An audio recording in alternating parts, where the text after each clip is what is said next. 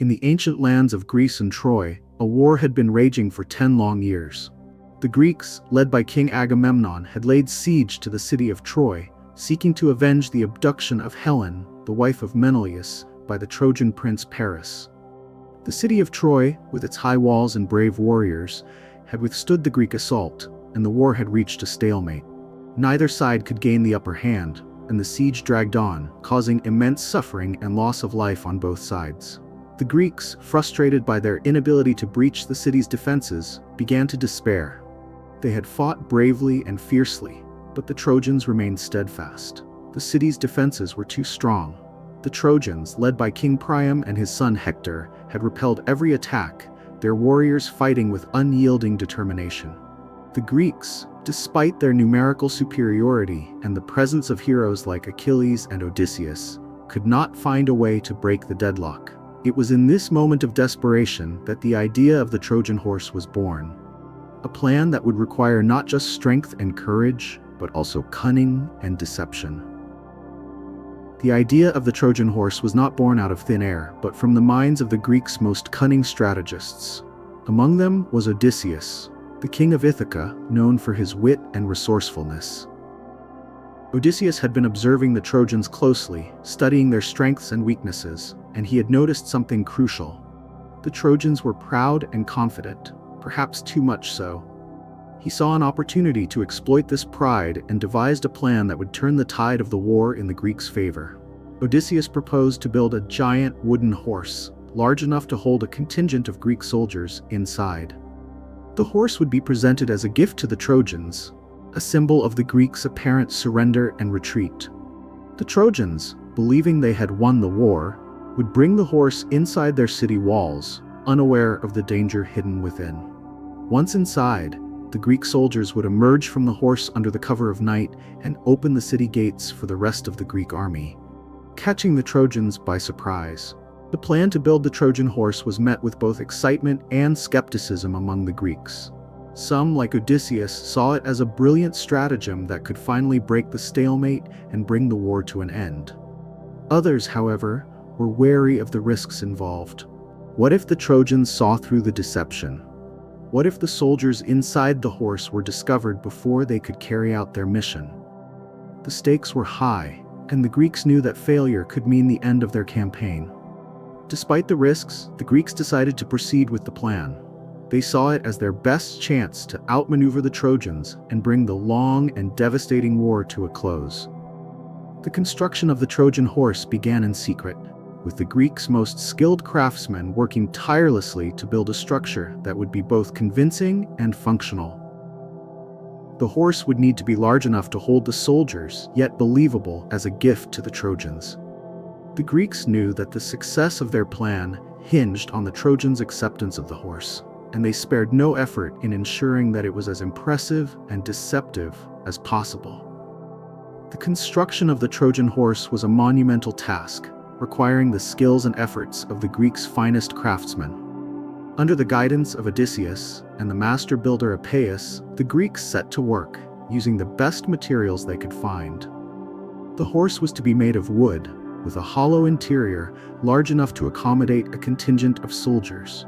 It would need to be sturdy and convincing, capable of withstanding the scrutiny of the Trojans and the rigors of being moved into the city. The Greeks worked day and night, their efforts fueled by the hope that the horse would be the key to their victory. They carved and shaped the wood with care, ensuring that every detail was perfect. The horse's form took shape slowly, its massive size and intricate design a testament to the Greeks' skill and determination. As the construction progressed, the Greeks began to feel a renewed sense of purpose and hope. They knew that the success of their plan depended on the quality of their work, and they spared no effort in ensuring that the horse was as impressive and deceptive as possible. The craftsmen working on the Trojan horse were the finest in the Greek army, chosen for their skill and dedication. They worked tirelessly, their hands guided by the vision of Odysseus and the master builder Epeius. The horse's frame was constructed with precision. Each piece of wood fitted perfectly to create a sturdy and convincing structure. The craftsmen paid attention to every detail, from the curve of the horse's neck to the shape of its hooves, ensuring that it would be a believable and impressive gift to the Trojans.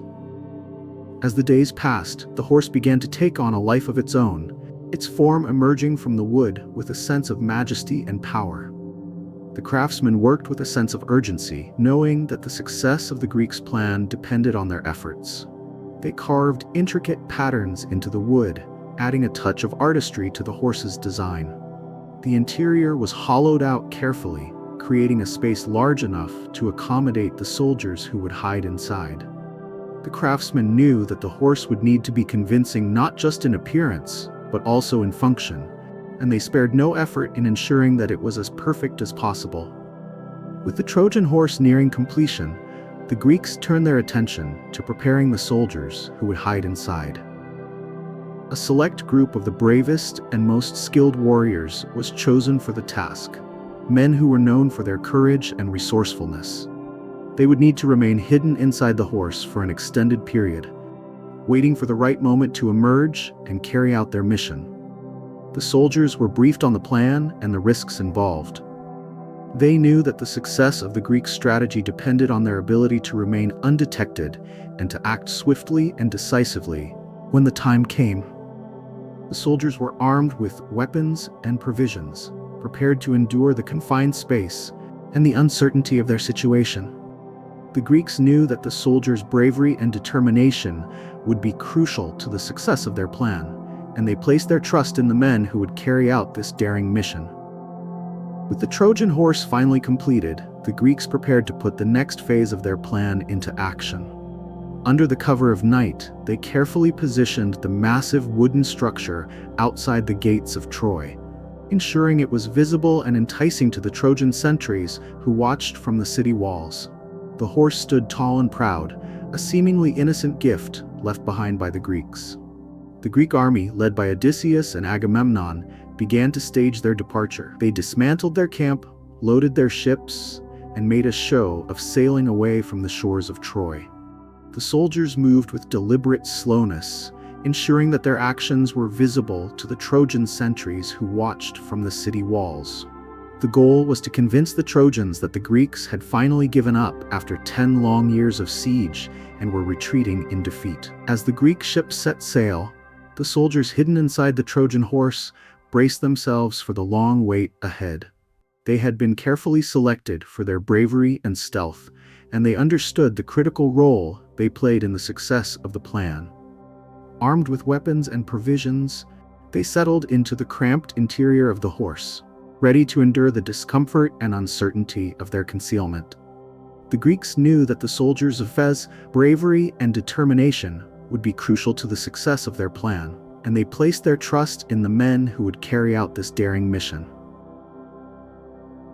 The following morning, the Trojans awoke to find the Greek camp deserted and the massive wooden horse standing alone outside their city gates.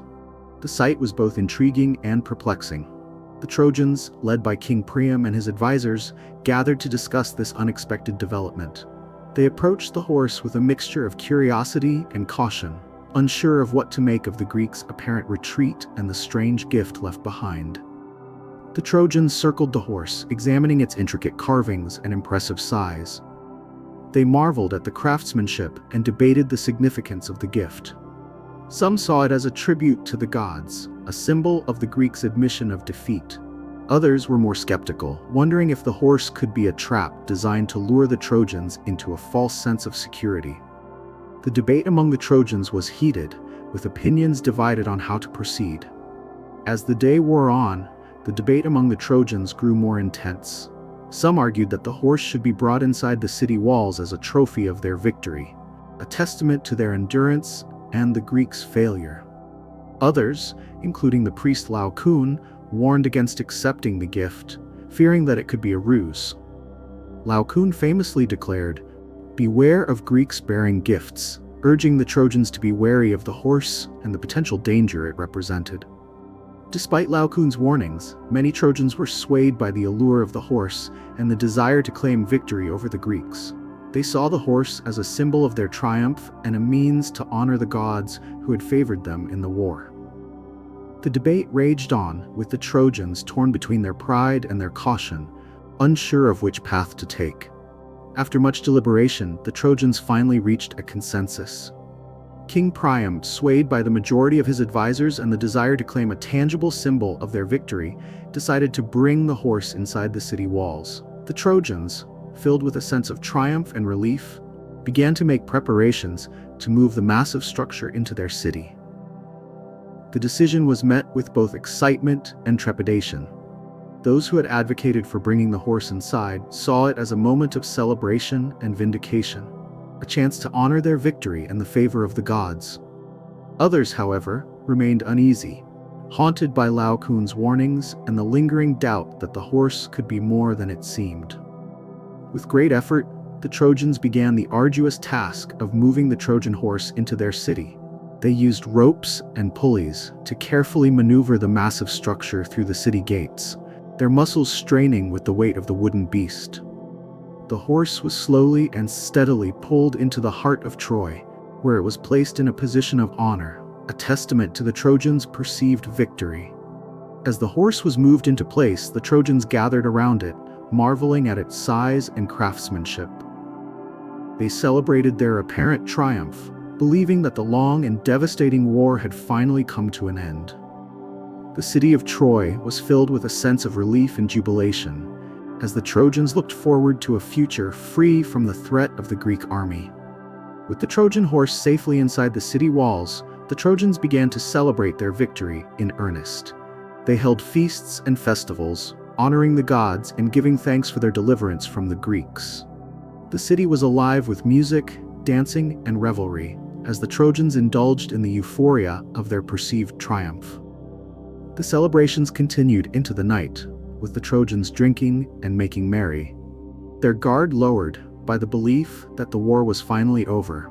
They toasted their bravery and the favor of the gods, unaware of the danger that lurked within the wooden horse that stood proudly in their midst. The Greeks hidden inside the horse waited patiently, listening to the sounds of the Trojans' revelry and biding their time. As the night wore on, the celebrations in Troy began to wind down. The Trojans, exhausted and relieved, slowly retired to their homes, their senses dulled by wine and fatigue. The city fell silent, the streets empty, save for the occasional drunken straggler making their way home. The Greeks hidden inside the Trojan horse listened carefully, waiting for the sounds of the city to fade into the quiet of the night.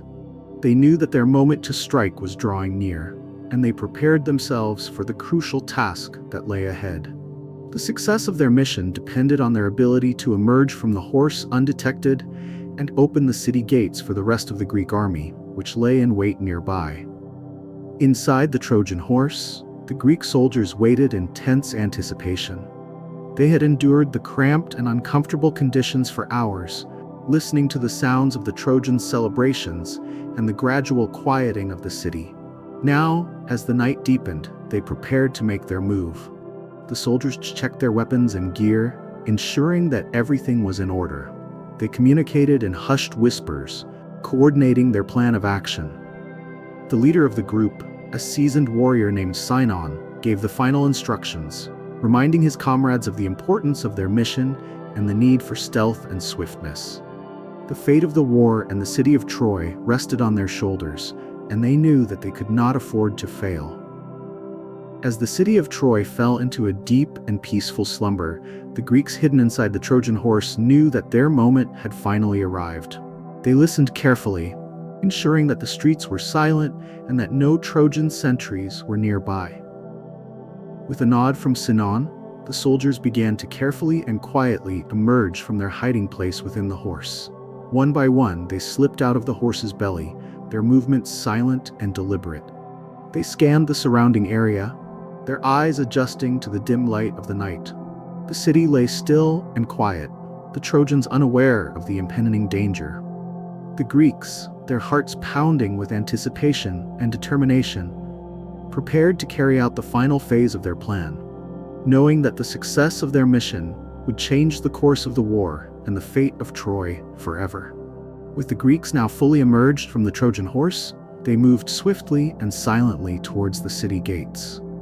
Their mission was clear: opened the gates to allow the rest of the Greek army, which lay in wait nearby, to enter the city. The soldiers moved with practiced stealth, their training and discipline evident in their every movement. As they approached the gates, the Greeks encountered a small group of Trojan sentries who had been stationed to guard the entrance. The sentries, caught off guard and unprepared for an attack from within, were quickly and silently subdued by the Greeks. The soldiers then turned their attention to the massive gates, working quickly to unbar and open them. The Greek army, which had been waiting nearby, began to move swiftly and silently towards the open gates.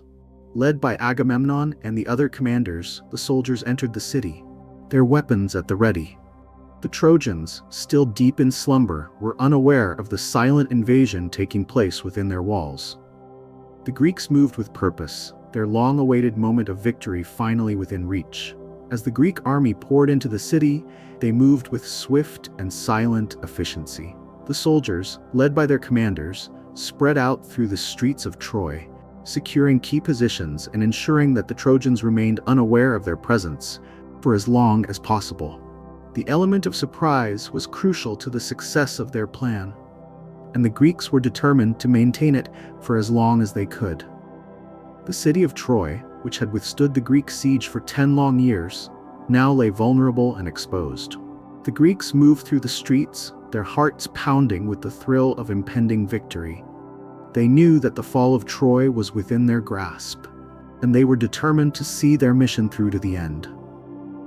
As the Greek army continued to move through the city, the first signs of dawn began to break over the horizon, casting a faint glow over the city of Troy.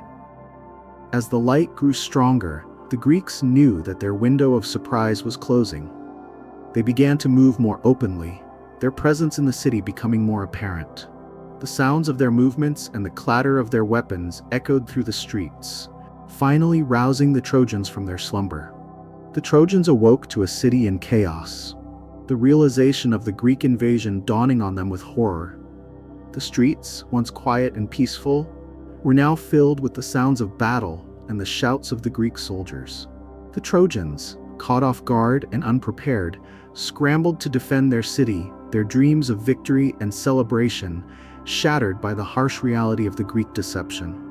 The battle for Troy erupted in full force as the Trojans, now fully aware of the Greek invasion, rushed to defend their city. The streets echoed with the clash of weapons and the shouts of warriors as the two sides engaged in fierce combat. The Greeks, fueled by their long-awaited moment of victory, fought with unyielding determination and ferocity. The Trojans, despite being caught off guard, fought bravely and fiercely. Led by their remaining commanders, they rallied to defend their city, their homes, and their families. The battle was intense and brutal, with both sides suffering losses as they fought for control of the city. The Greeks, however, had the advantage of surprise and the momentum of their initial invasion, and they pressed their advantage with relentless force. As the battle raged on, the Greeks' initial advantage began to tell. Their soldiers, fresh and rested from their feigned retreat, fought with renewed vigor and determination. The Trojans, on the other hand, were still reeling from the shock of the invasion and the realization of their deception. The Greeks pressed their advantage, their commanders coordinating their attacks with precision and strategy. The streets of Troy were filled with the sounds of battle, the clash of weapons, and the shouts of warriors.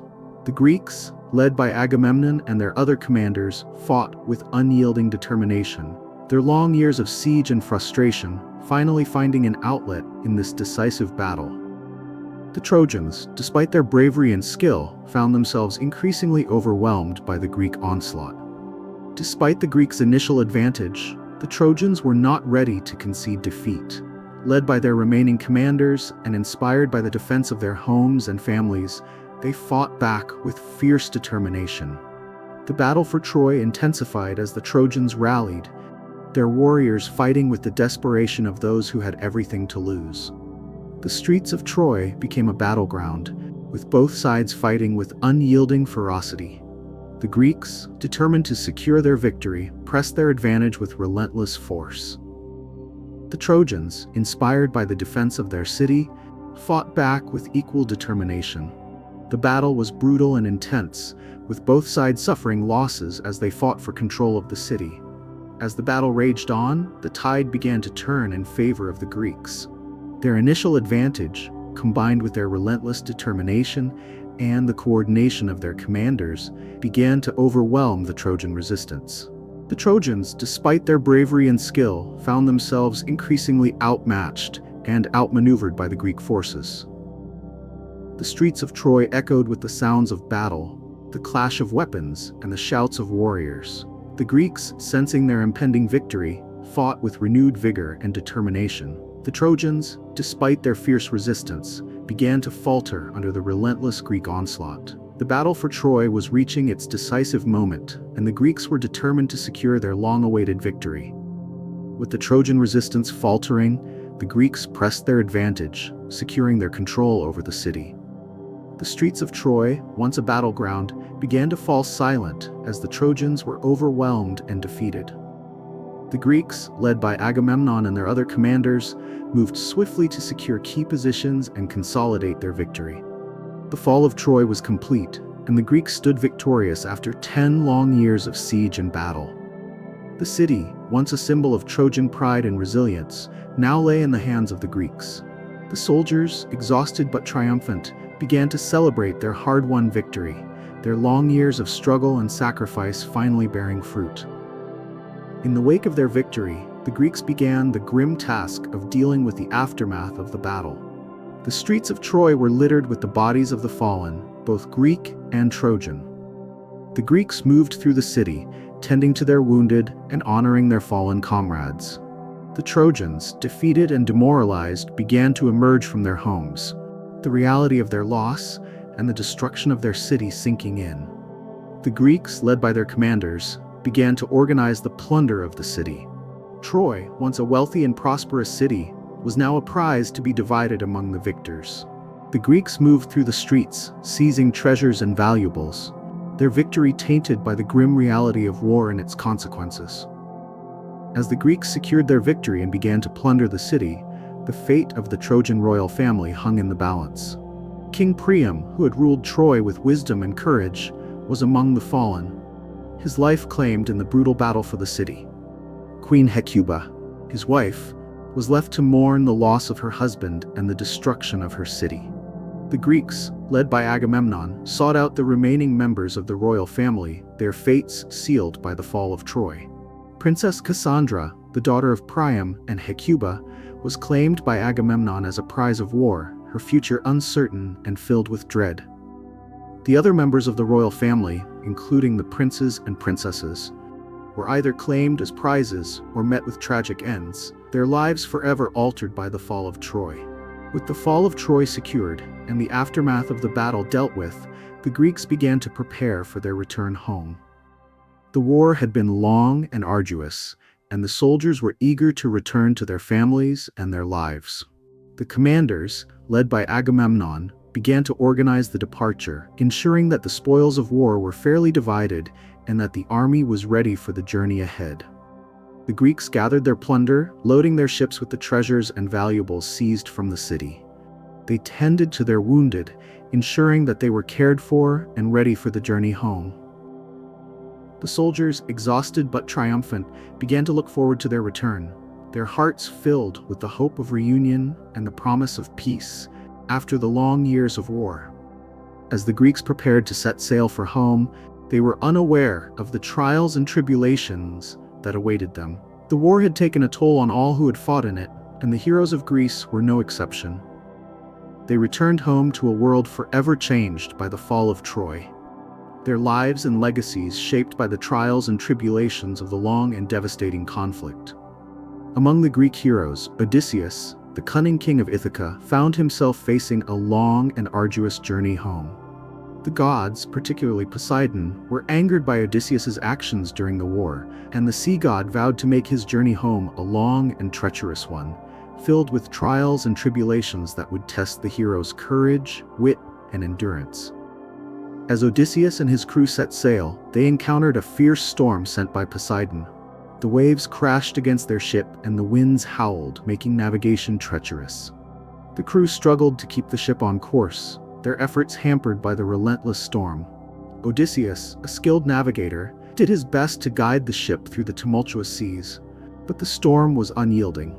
Days turned into weeks as the storm raged on, driving Odysseus and his crew off course and into uncharted waters. The crew began to despair, their hopes of a swift return home dashed by the wrath of the sea god. Odysseus, however, remained steadfast, his determination unwavering as he sought a way to guide his crew to safety. After many days at sea, Odysseus and his crew finally spotted land. Exhausted and relieved, they made their way to the shore, unaware of the dangers that awaited them. The island was inhabited by the lotus eaters, a peaceful people who subsisted on the fruit of the lotus plant, which induced a state of blissful forgetfulness. Some of Odysseus' crew, lured by the promise of eternal contentment, partook of the lotus fruit and fell into a state of apathy, forgetting their homes and their families. Odysseus, realizing the danger, acted swiftly. He forced his crew back to the ship, binding those who had eaten the fruit to ensure they did not return to the island. With a heavy heart, Odysseus set sail once more, determined to find a way home, despite the challenges that lay ahead. Next, Odysseus and his crew found themselves on the island of the Cyclopes, a race of one-eyed giants. Unaware of the danger, they entered a cave filled with provisions, only to find themselves trapped by the Cyclops Polyphemus, the son of Poseidon. Polyphemus, enraged by the trespass, began to devour Odysseus' crew, one by one. Odysseus, ever the cunning strategist, devised a plan to escape. He offered Polyphemus wine, which the Cyclops eagerly drank, becoming intoxicated. While Polyphemus slept, Odysseus and his remaining crew drove a sharpened stake into the Cyclops' single eye, blinding him. They then escaped by clinging to the undersides of Polyphemus' sheep, as they were led out to graze, fooling the blinded Cyclops into thinking they were his flock. The blinding of Polyphemus further enraged Poseidon, who vowed to make Odysseus' journey home even more treacherous. As Odysseus and his crew set sail once more, they encountered storm after storm, each one more ferocious than the last. The crew began to lose hope, their numbers dwindling as they faced the relentless wrath of the sea god. Odysseus, however, remained undeterred. He knew that he had to find a way to appease the gods and secure a safe passage home. With each new challenge, his resolve grew stronger, and he vowed to see his crew and himself safely back to Ithaca, no matter the cost. After many days at sea, Odysseus and his crew arrived at the island of Aeolus, the keeper of the winds. Aeolus welcomed them warmly, and upon hearing of their plight, offered Odysseus a bag containing all the unfavorable winds, ensuring them a safe passage home. Odysseus accepted the gift gratefully, and they set sail once more, their hopes renewed. However, as they neared Ithaca, Odysseus' crew, believing the bag contained treasure, opened it while Odysseus slept. The unfavorable winds escaped, driving the ship off course and back into the treacherous seas. Odysseus awoke to find his crew in despair, their hopes of a swift return home dashed once more. Next, Odysseus and his crew found themselves in the land of the Laestrygonians, a race of giants known for their cannibalistic tendencies. The Laestrygonians attacked Odysseus' fleet, destroying all but one of his ships and devouring many of his crew. Odysseus, horrified by the loss, set sail once more, his heart heavy with the weight of his crew's sacrifice. The journey home was proving to be more treacherous than Odysseus had ever imagined. With each new challenge, his resolve was tested, and his crew's numbers dwindled. Yet, he remained steadfast, determined to see his journey through to the end, no matter the cost. Odysseus and his remaining crew next found themselves on the island of the enchantress Circe, a powerful sorceress who turned men into animals. Circe welcomed Odysseus' crew with a feast, but her hospitality was a ruse. She turned many of Odysseus' men into pigs, intending to keep them as her pets. Odysseus, with the help of the god Hermes, was given a protective herb that rendered him immune to Circe's magic. He confronted the enchantress, demanding that she restore his men to their human form. Circe, impressed by Odysseus' bravery and cunning, agreed to his demand and even offered him her hospitality and assistance in his journey home. While on Circe's island, Odysseus was instructed by the enchantress to journey to the underworld to seek the advice of the blind prophet Tiresias. Odysseus, accompanied by his crew, made the perilous journey to the land of the dead, where he performed the necessary rituals to summon the spirits of the deceased. Tiresias appeared to Odysseus and offered him guidance on his journey home. The prophet warned Odysseus of the challenges that lay ahead and advised him on how to overcome them. He also foretold Odysseus' eventual return to Ithaca and the trials he would face upon his arrival. With newfound knowledge and determination, Odysseus set sail once more, his journey home far from over. Guided by the advice of Tiresias, Odysseus and his crew next faced the enchanting song of the sirens, whose melody lured sailors to their doom. Odysseus, ever the cunning strategist, had his crew plug their ears with beeswax and tied himself to the mast of the ship, ensuring that he could hear the sirens' song but not be tempted to steer the ship towards them. The crew successfully navigated past the sirens, but their journey was far from over. They next encountered the monsters Scylla and Charybdis, who guarded a narrow strait. Scylla, a six-headed monster, snatched and devoured some of Odysseus' crew, while Charybdis, a massive whirlpool, threatened to swallow their ship whole. Odysseus, with great skill and determination, navigated his ship through the treacherous waters, losing more of his crew but ultimately emerging victorious. As the Greeks celebrated their victory and prepared to return home, Aeneas, a Trojan prince and son of the goddess Aphrodite, found himself among the few Trojans who had survived the fall of Troy. With his city in ruins and his people scattered, Aeneas set out on a journey to found a new city, guided by the will of the gods. Aeneas gathered a group of loyal followers, including his father Anchises, his son Ascanius, and a band of brave warriors. They set sail from the shores of Troy, their hearts heavy with the weight of their loss, but filled with the hope of a new beginning. The gods, particularly Aphrodite, watched over Aeneas, guiding his journey and ensuring his safe passage. As Aeneas and his followers set sail, they too encountered a fierce storm, sent by the goddess Juno, who was angered by the Trojans' survival and Aeneas' destiny. The storm drove Aeneas' fleet off course, scattering his ships and forcing them to seek refuge on distant shores. Aeneas, ever the steadfast leader, remained determined to see his journey through to the end, no matter the challenges that lay ahead. After many days at sea, Aeneas and his crew finally spotted land. Exhausted and relieved, they made their way to the shore, unaware of the dangers that awaited them. The island was inhabited by the Harpies, foul creatures with the bodies of birds and the faces of women who tormented the inhabitants and stole their food. Aeneas and his crew were greeted by the king of the island, who begged them for help in driving away the Harpies. Aeneas, ever the noble warrior, agreed to assist the king and his people. With the help of the gods, Aeneas and his crew drove away the Harpies, securing the island and its inhabitants from their torment. Grateful for Aeneas' assistance, the king of the island offered him a prophecy, foretelling his journey and the challenges that lay ahead. The prophecy spoke of a new city that Aeneas was destined to found, a city that would rise from the ashes of Troy and become a beacon of hope and prosperity. The prophecy also warned of the trials and tribulations that Aeneas would face along the way, testing his courage, wit, and endurance. Inspired by the prophecy, Aeneas set sail once more, his heart filled with the hope of a new beginning and the determination to see his journey through to the end. He knew that the path ahead would be treacherous, but he was ready to face whatever challenges lay in his way.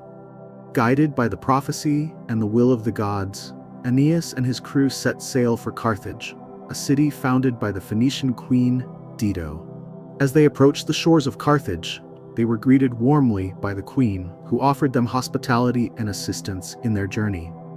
Aeneas, grateful for the queen's kindness, accepted her offer and began to rebuild his fleet and gather supplies for the journey ahead. As Aeneas and his crew worked to rebuild their fleet, they began to settle into life in Carthage, enjoying the hospitality and kindness of the queen and her people.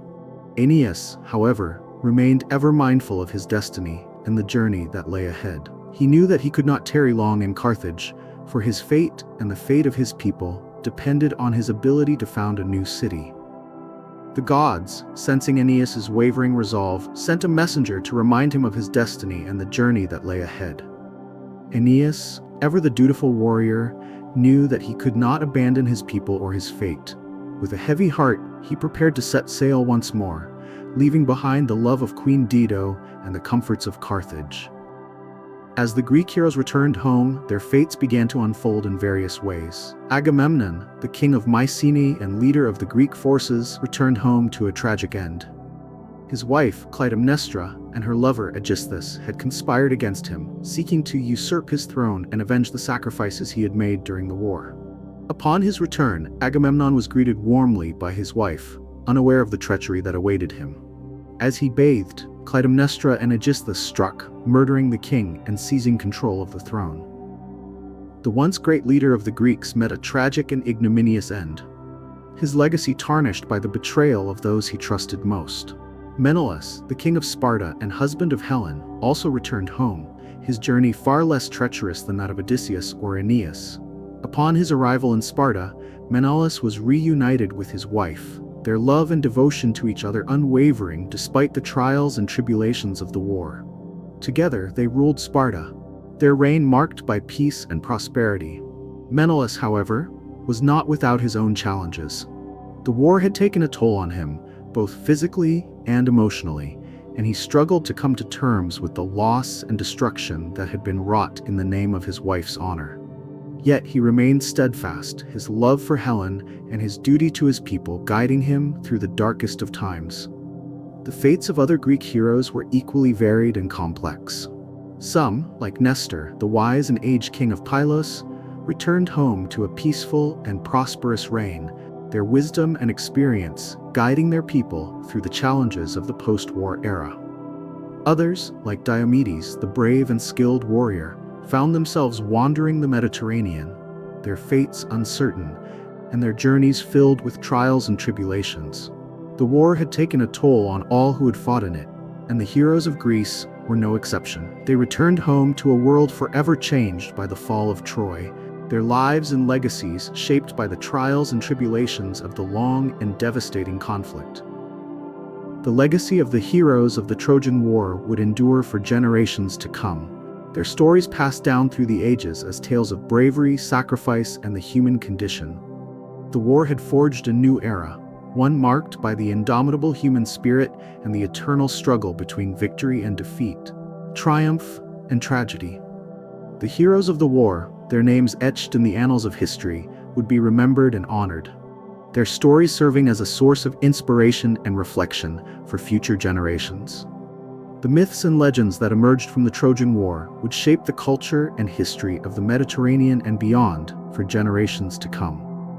The stories of the war and its heroes, with their themes of bravery, adventure, and the power of the human spirit, inspired poets, storytellers, and artists who created works that explored the depths of human emotion and the complexities of the human experience. The myths and legends of the Trojan War became a central part of Greek culture and society, their stories serving as a source of inspiration, reflection, and entertainment for the people who heard them. They were passed down through the generations, their themes and lessons enduring as a testament to the power of storytelling and the eternal lessons learned from the fall of a great city and the end of a long and devastating war. The story of Odysseus's journey home, known as the Odyssey, became one of the most enduring and influential myths and legends of the Trojan War. The Odyssey, with its themes of bravery, cunning, and the power of the human spirit, explored the trials and tribulations of Odysseus as he navigated the treacherous seas and faced the wrath of the gods in his quest to return home to Ithaca. The story of the Odyssey, with its vivid descriptions of Odysseus's encounters with mythical creatures, enchantresses, and the challenges of the natural world, became a central part of Greek culture and society.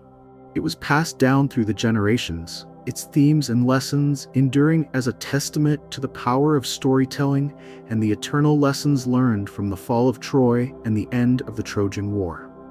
The story of Aeneas's journey to found a new city, known as the Aeneid, also became one of the most enduring and influential myths and legends of the Trojan War.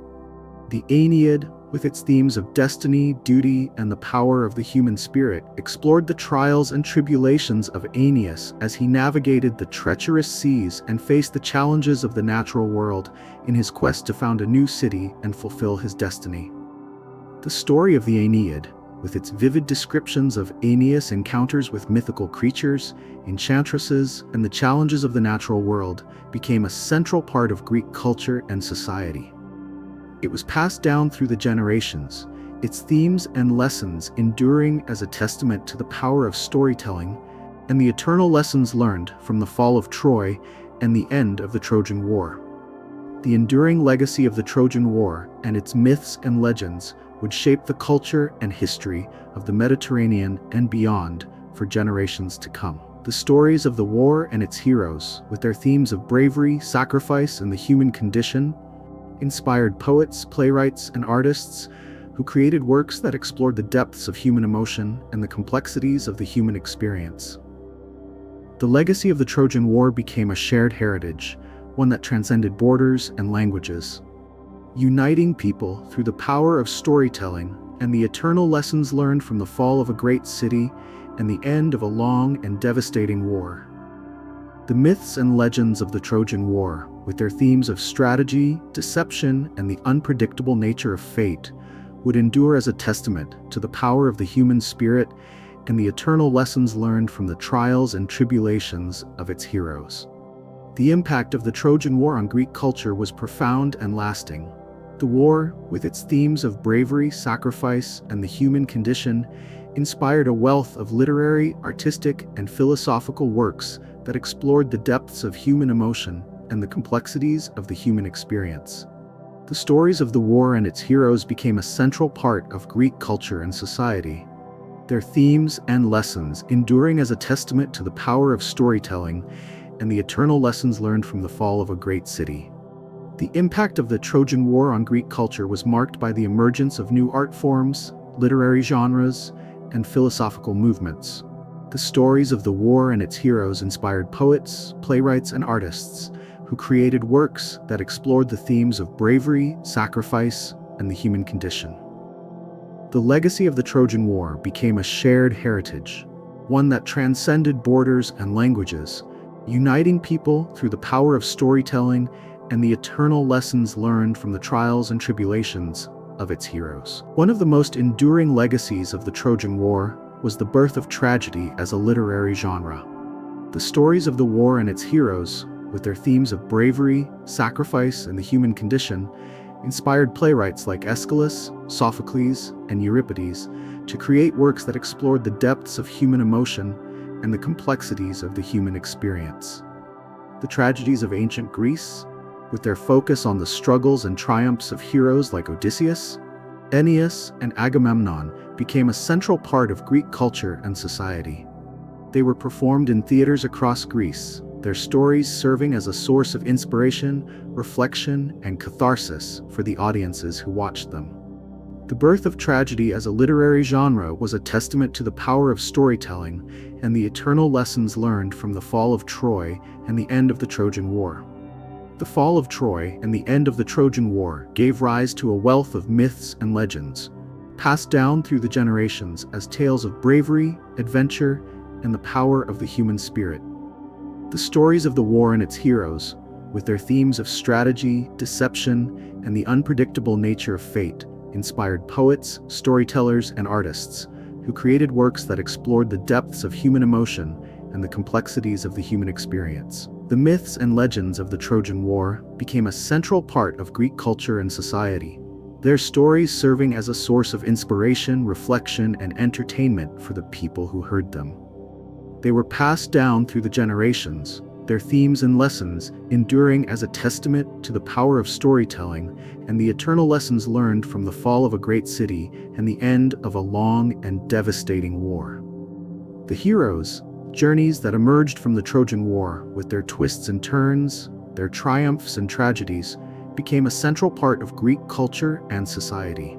The stories of heroes like Odysseus, Aeneas, and Agamemnon, with their themes of bravery, sacrifice, and the human condition, explored the depths of human emotion and the complexities of the human experience.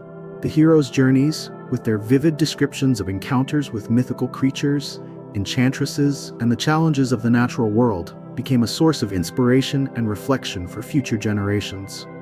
The stories of the heroes' journeys, passed down through the generations, served as a reminder of the power of the human spirit and the eternal lessons learned from the trials and tribulations of the Trojan War.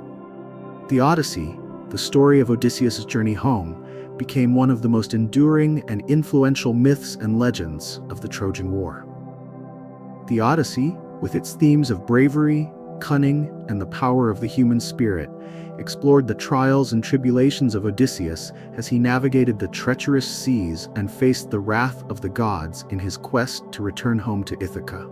The story of the Odyssey, with its vivid descriptions of Odysseus' encounters with mythical creatures, enchantresses, and the challenges of the natural world, became a central part of Greek culture and society.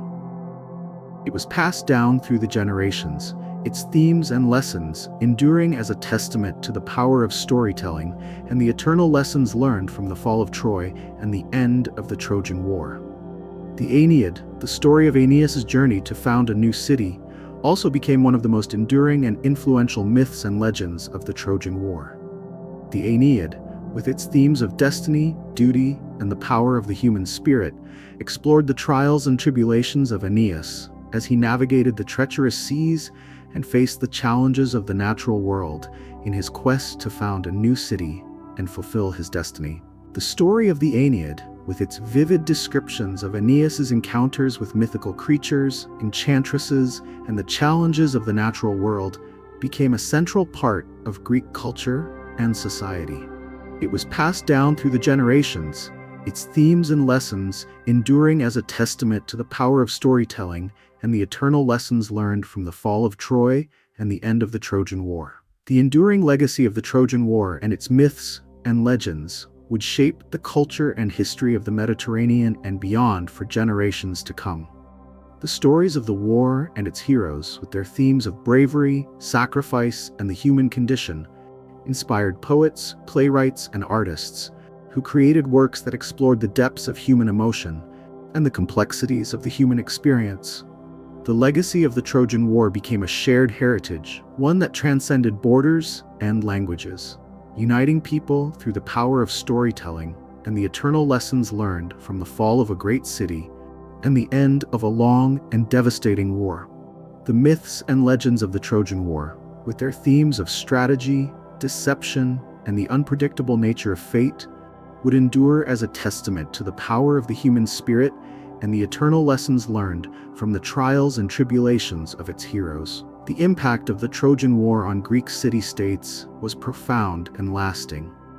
The war had been a collective effort, with heroes and soldiers from across Greece coming together to fight against a common enemy. The victory over Troy had forged a sense of unity and purpose among the Greeks, one that would shape their culture and history for generations to come. The city-states of Greece, inspired by the bravery and sacrifice of their heroes, began to flourish in the post-war era. They built temples and monuments to honor the gods and the heroes of the war, their architecture and art reflecting the glory and triumph of their victory over Troy. The stories of the war and its heroes became a central part of Greek culture, passed down through the generations as tales of bravery, strategy, and the power of the human spirit. Among the Greek city-states, Athens emerged as a particularly influential and powerful force in the post-war era. The city, inspired by the bravery and sacrifice of its heroes, began to flourish in the realms of art, philosophy, and politics. Athens became a center of learning and culture, its citizens dedicated to the pursuit of knowledge, wisdom, and the betterment of society. The rise of Athens was marked by the emergence of great thinkers and leaders, including Socrates, Plato, and Pericles. These figures, inspired by the legacy of the Trojan War and the heroes who had fought in it, sought to create a society founded on the principles of justice, virtue, and the pursuit of excellence. The city of Athens, under their guidance, became a beacon of hope and progress, a testament to the power of the human spirit and the eternal lessons learned from the fall of Troy. The spread of Greek culture was marked by the emergence of new art forms, literary genres, and philosophical movements. The stories of the Trojan War inspired poets, playwrights, and artists who created works that explored the themes of bravery, sacrifice, and the human condition. The legacy of the Trojan War became a shared heritage, one that transcended borders and languages, uniting people through the power of storytelling and the eternal lessons learned from the trials and tribulations of its heroes. The eternal tale of the Trojan War, with its themes of bravery, sacrifice, and the human condition, would endure for generations to come, passed down through the ages as a testament to the power of storytelling and the eternal lessons learned from the fall of a great city and the end of a long and devastating war. The stories of the war and its heroes, with their twists and turns, their triumphs and tragedies, would serve as a source of inspiration, reflection, and entertainment for future generations. The eternal tale of the Trojan War, with its vivid descriptions of the heroes' journeys, their encounters with mythical creatures, enchantresses, and the challenges of the natural world, would become a central part of Greek culture and society. It would be passed down through the generations, its themes and lessons enduring as a testament to the power of the human spirit and the eternal lessons learned from the trials and tribulations of its heroes.